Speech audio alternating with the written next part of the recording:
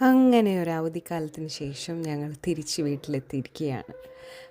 അപ്പോൾ എന്താണ് നമ്മളെ കാത്തിരിക്കുന്നതെന്ന് നോക്കിയേ, നല്ല പഴുത്ത സീഡ്ലെസ് ആയിട്ടുള്ള മുന്തിരിയാണ്. ആദ്യമായിട്ടാണ് കേട്ടോ നമുക്കിതിൽ നിന്നൊരു വിളവെടുപ്പ് എടുക്കാൻ പറ്റുന്നത്. കഴിഞ്ഞ വർഷമാണ് ശരിക്കും മുന്തിരി ഉണ്ടായതെങ്കിലും എല്ലാം കിളി കുത്തിക്കൊണ്ട് പോയി. ഒരൊറ്റ മുന്തിരി, ഈ മുന്തിരി കൊലയുടെ കാര്യമല്ല കേട്ടോ പറയുന്നത്, ഒരേ ഒരു മുന്തിരിങ്ങയാണ് എനിക്ക് സേവ് ചെയ്യാൻ പറ്റിയത്. കാരണം കിളി അങ്ങനെ കൊണ്ടുപോകുമെന്ന് എനിക്ക് യാതൊരു ഐഡിയ ഇല്ലായിരുന്നു. അപ്പോൾ ഈ വർഷം ഞാൻ തീരുമാനിച്ചായിരുന്നു എല്ലാം കവറിട്ട് വെക്കണം, കുറച്ചെങ്കിലും ആൻജിക്കുട്ടന് കൊടുക്കണം. ഇത് നമ്മൾ ഓസ്ട്രേലിയയിൽ നിന്ന് വാങ്ങിച്ച ഒരു ഗ്രേപ്പിൻ്റെ തൈയായിരുന്നു. എൻ്റെ പപ്പ ഉള്ളപ്പോഴാണ് നട്ടത്.